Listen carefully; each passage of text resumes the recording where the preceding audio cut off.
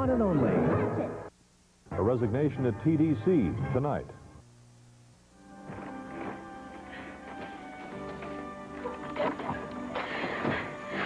I feel like a bride all over again. Like the feeling? Better the second time. Oh.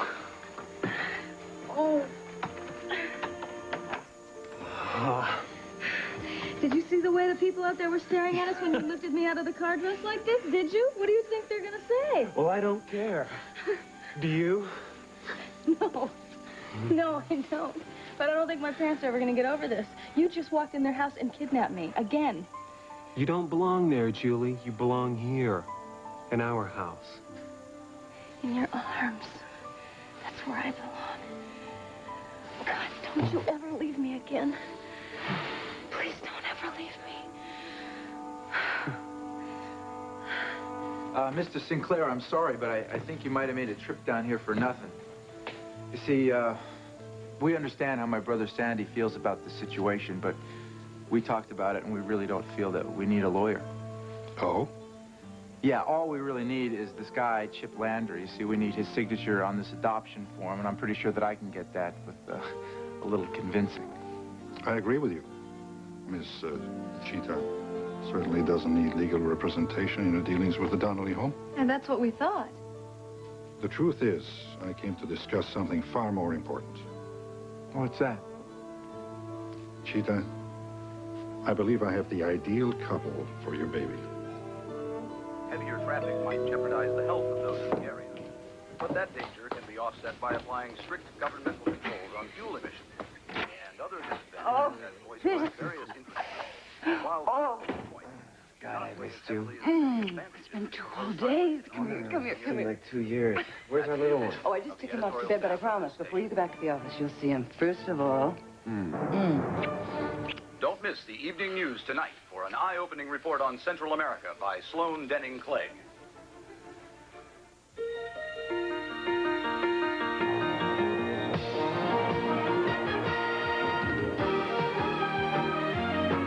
You never outgrow. The soft feeling of Johnson's baby powder. A feeling you never outgrow. You sure you want to discard that? Too late. Gin. Write it down. I am writing it down. Okay, that's 2 for me and none for you. And I get the deal because I won. Mr. Jackson, I should have known I'd find you here. Hi, Wendy. What is it? You know very well what it is. You're 20 minutes late for your treatment. Oh, I can't go now. It's 2-0. Best 3 out of 5 tournament. Well, I'm afraid the tournament's going to have to be postponed. Excuse us, Mr. Dayton. I'll be back. My pleasure. I'll be back to finish you off, Dayton. You forgot your paper. Oh, keep it or throw it away. It's 2 days old.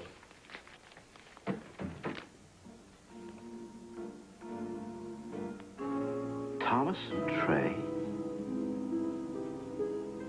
must have been about Kelly.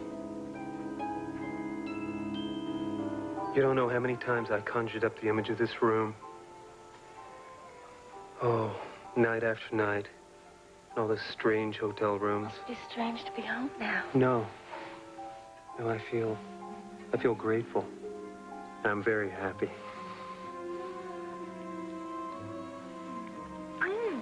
Tyler, you must be starving. You up to that long flight? What would you like? I'll fix you some cold chicken or something. No, I'm fine. Oh, that's right. I haven't been staying here. There wouldn't be any cold chicken. Well, there must be something in the kitchen. Julie, I'm not hungry, really. Oh. I just want to sit here and hold you and let it all sink in. That it's not a dream? Exactly. That it's not a dream. I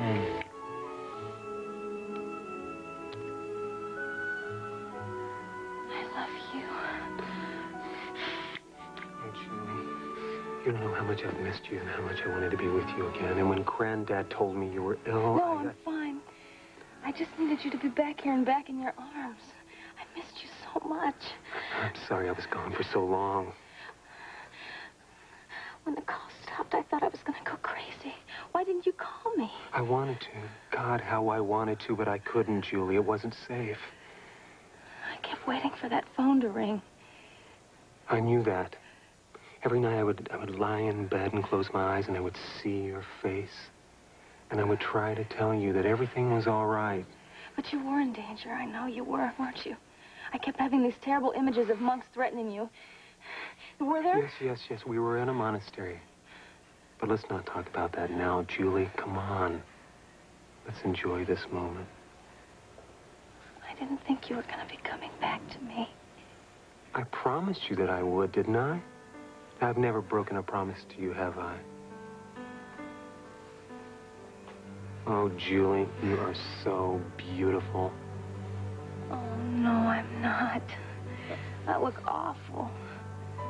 This isn't the way I planned it.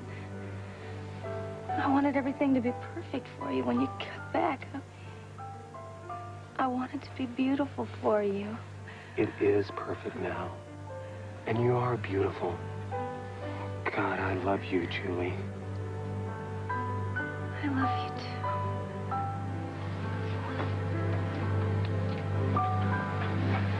Oh, Tyler. I have missed you. I've wanted you so much. I want you.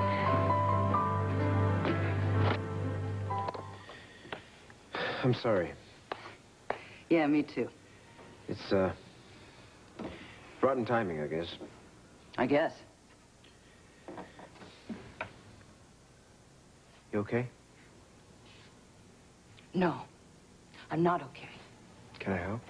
Trey, I'm sorry. It's just hearing Sloane's name on television after I had one of the worst days of my life yesterday.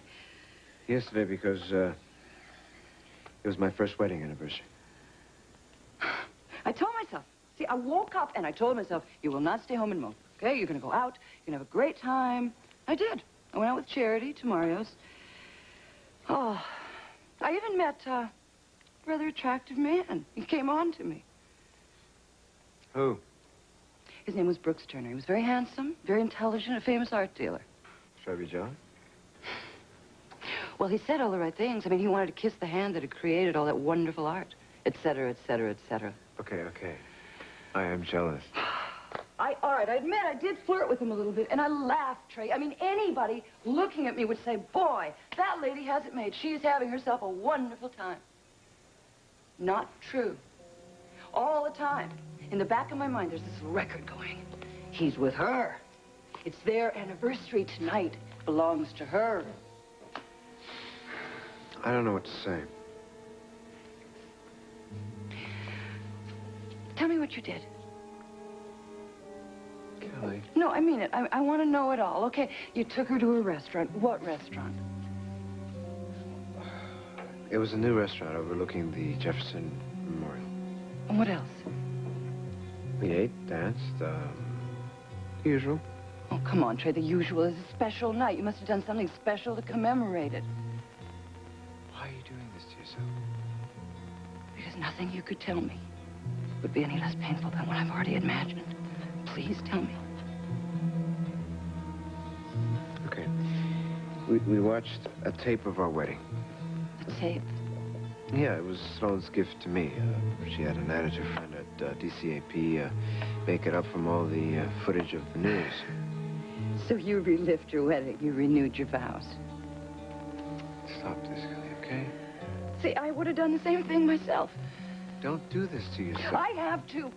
I have to let it out. I can't keep it inside. It is too painful. And I'm sorry if it's uncomfortable for you, but it's necessary for me. Okay. Now just listen to me. I love you. Okay, and I can't stand seeing you in this kind of pain. I'm asking this for your sake, okay? Are you sure that... It's hard to even say the words. Are you sure you don't want to stop? Are you sure you want us to go on like this? Yes. I just want you to hold me. Please hold me. Hold me tight. This is a box of Jell-O brand gelatin, and you know what?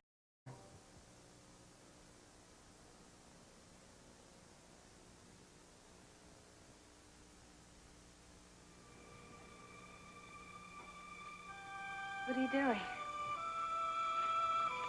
Lighting a candle or two.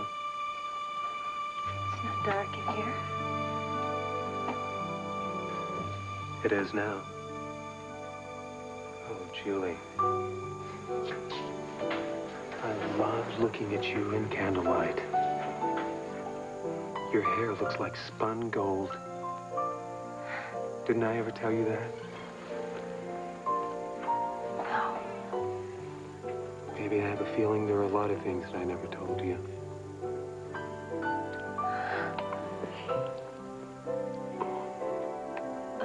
Tyler.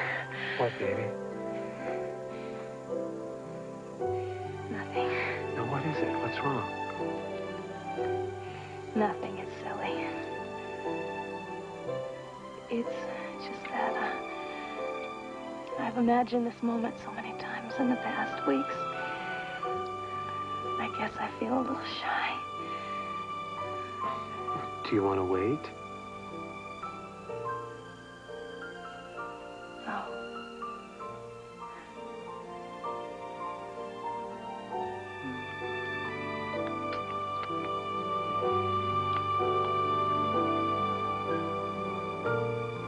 No, I don't want to wait.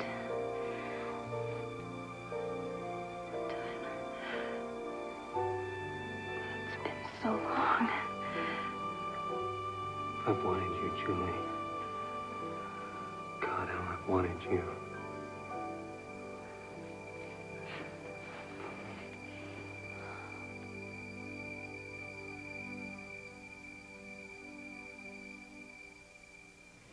The couple lives in the Washington area. They're extremely young and healthy, extremely well educated, and very, very high up on the social scale. Oh?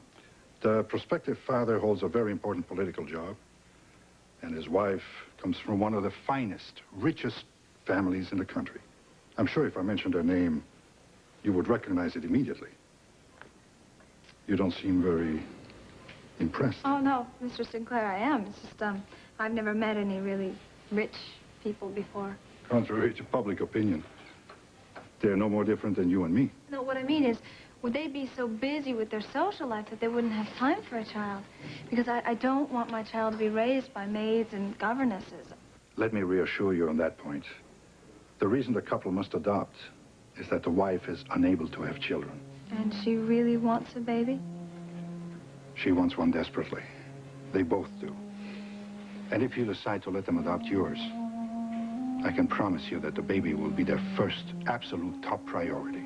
Sometimes in this world, not often, unfortunately, a situation occurs which meets the needs of all parties concerned. This is one of those times. And it would be a shame not to take advantage of such a golden opportunity. Mr. Sinclair, if you don't mind me asking, what's in this for you? I mean, why are you so hot to push this adoption through? That's simple. I'm an attorney doing my best to carry out my client's wishes. Okay. It's a straight enough answer. My clients will want you to have the best of everything. Arrangements will be made for a private room at University Hospital, the finest doctors, nurses around the clock should you need them. That's okay. I've already made my own arrangements. Thank you. That's up to you. But all expenses will be taken care of, plus any extras that you might incur. Let me tell you something, Mr. Sinclair. I don't care how rich your clients are. I don't want money to have to do anything with this if I decide to go through with it. Don't say if, Cheetah. Say when. This has got to be your decision, hon. I'll always be with you from now on.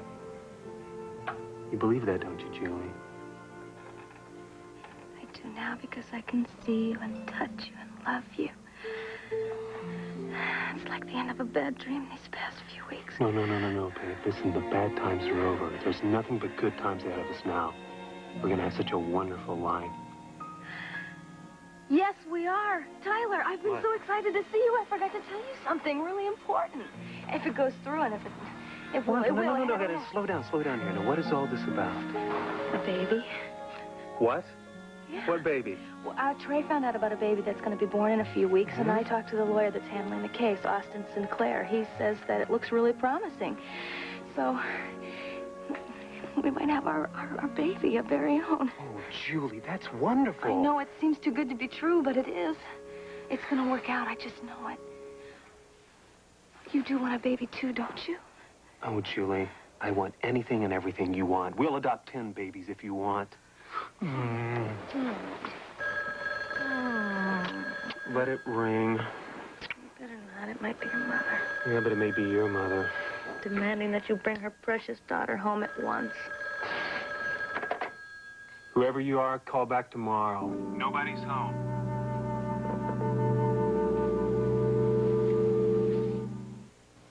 If you're not giving your sandwich French's mustard, it may not light on fire. The power of passion on The Young and the Restless. Weekdays. Well, they sound like wonderful people, Mr. Sinclair, but we still have the same problem. No matter who adopts my baby, we still have to get the father's permission. Yeah, and this guy is a real jerk, Mr. Sinclair. But don't worry about it, because I'm going to get this guy's signature. Why don't you let me take care of all that? I'm sure I can convince Mr. Landry that it's the best thing for all concerned. Mr. Sinclair, you don't know Chip. With all due modesty, Cheetah, you don't know me. I can be rather persuasive.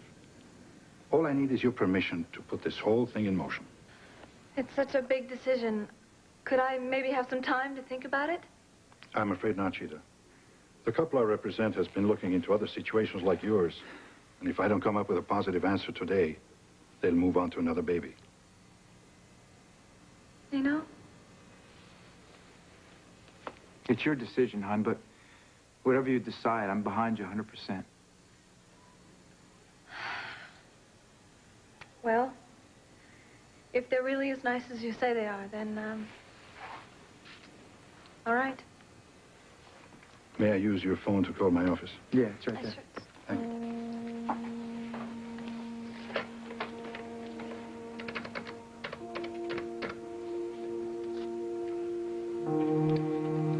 Hello, Marie. This is Mr. Sinclair. I need to talk to Mr. Leonard. Hello, Jim. Austin. You can begin to draw up those papers I left in the office. Sounds like everything went okay. It did, just fine. Good.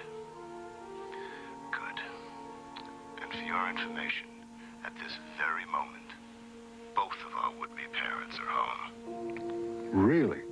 That's right. Captain McCandless has come home from the wars.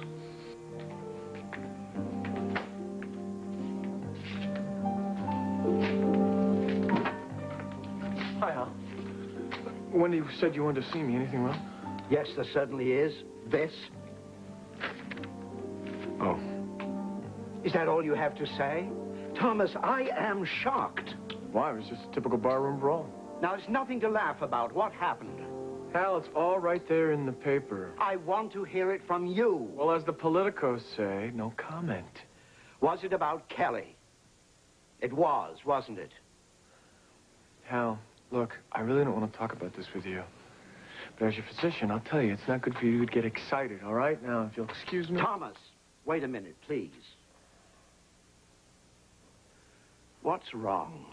Nothing is wrong, but I have other patients to see, all right? No, something has happened to you. You're not the same old Thomas that I used to know. Really?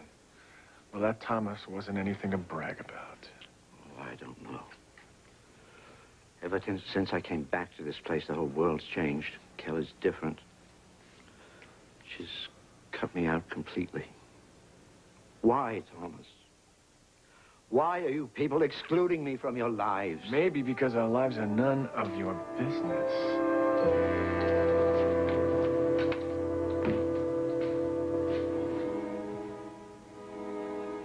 I thought if I could see you get married, if I could hear you say the vows, put the ring on her finger, kiss her, then I would get over it. I mean, then I could put my feelings for you to rest. It didn't quite work out that way. Did Sloan see me? Oh. She was pretty upset. Yeah, I don't blame her. Boy, it just keeps getting harder and harder, doesn't it? And yesterday couldn't have been too easy for you either. Well, there were times. Especially when I saw you on that tape. Are you sure you're not getting stretched too thin here? I mean, loving Sloane when you're with her, and then she goes back to New York, and you sneak off here to see me. I am not sneaking off to you. What would you call it? This is pointless. No matter what I have to go through, no matter what happened a year ago, yesterday, the bottom line is I am in love with you. And that's stronger than anything else. I know. For me, too.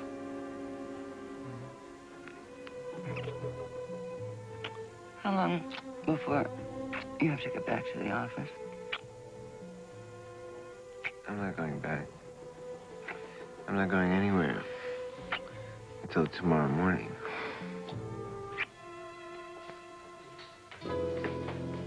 Wendy, have you seen Hal? I said something earlier to him this afternoon that upset him, and I want to apologize. No, I haven't. Maybe he's in therapy. Therapy? No, I don't think so. He didn't have any scheduled this afternoon.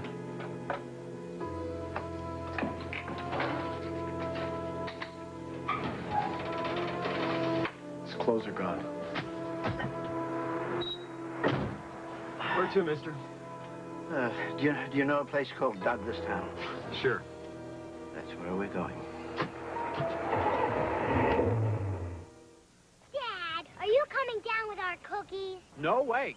Michael makes a mistake that lands in Dick's lap. True love leads to bad business on Newhart. Tonight at 9:30, 8:30 Central and Mountain.